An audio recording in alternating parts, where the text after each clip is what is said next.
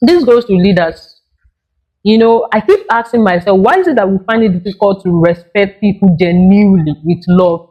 And I kind of feel like maybe some people, that was the example that our pastor gave today in church, is maybe probably because some people have had bad experience with leaders, and because of that, they despise leaders.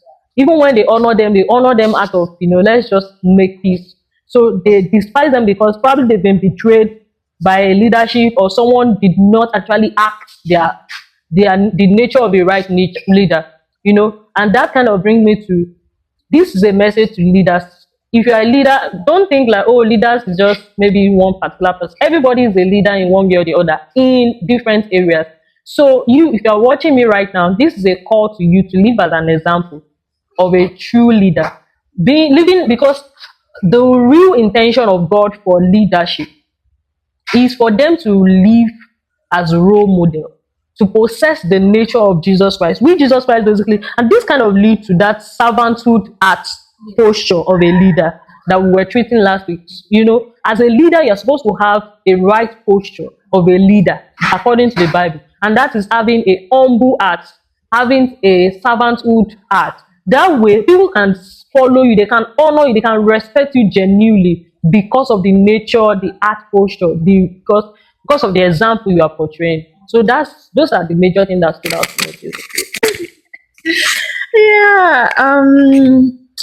Like I would summarize today's sermon to say, as living as people of the day, because we're connecting from last week's episode, last week's sermon.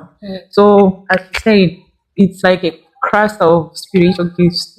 Everything that we'll be talking about here stems from the fruits. We cannot do all these things without mentioning the fruits of the Holy Spirit. All these are the fruits of the Spirit, which, like she said, comes from the base of intimacy, abiding. And our pastor said today that we cannot, it's not our job to produce these fruits. We cannot do this by ourselves. Because some of these things that we're going to mention, which you has already mentioned, are things that a person cannot manage or achieve by their own wisdom or strength. It is through the power of God, by the Spirit, that we get from abiding. Like you said about the leaders, I think that causes people to not respect leaders. Like you said, maybe how they encountered a certain person in leadership, and the leadership was abused. So it is indeed the responsibility of leaders to make sure that they are living a life of example. They are living the gospel that they are preaching. Yeah, so to live by the word so that the people